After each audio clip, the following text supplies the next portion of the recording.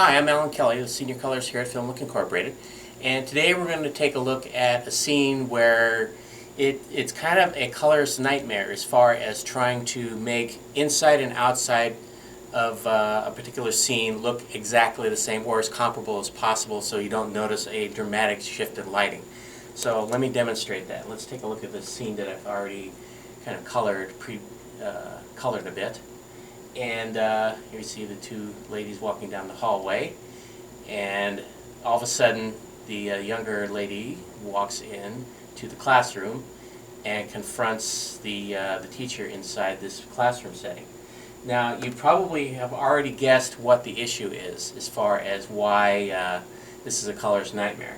Simply because as this younger lady is walking through this doorway and goes into this room, the exposure levels is dramatically different, and we have to correct for that. And the way we do that, it's quite simple, is we create a window that kind of rides this midsection right here, this doorway, a window that basically separates the outside from the inside, and now we can literally color correct the inside differently from the outside. So let's go ahead and do that. First of all, let me get my window here. Here's the shape of the window. I basically created a square window and kind of softened the edge a bit so that you don't see the transition as dramatically as you would normally.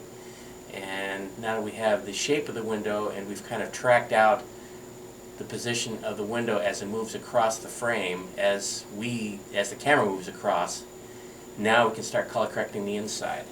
And so let's light it up a bit. So we can lighten it up and then warm it up a bit, like so. Let's see, let's make sure it doesn't get too cool inside. And let's take a look what we have here.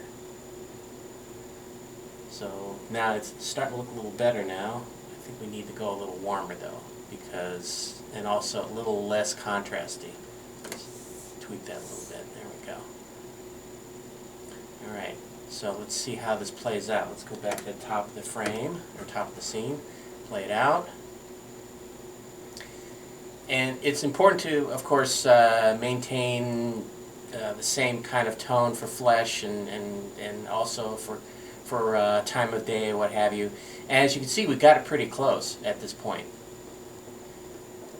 So the outside here looks relatively warm because it's like mid-afternoon, and the inside looks like the light's streaming in from the outside, and it's actually looking quite decent now. So that you don't see that dramatic shift in contrast as we move from the outside of the frame to the inside, and then we cut to the teacher, and then we cut back to the girl, and we have a wider shot of the inside of the classroom.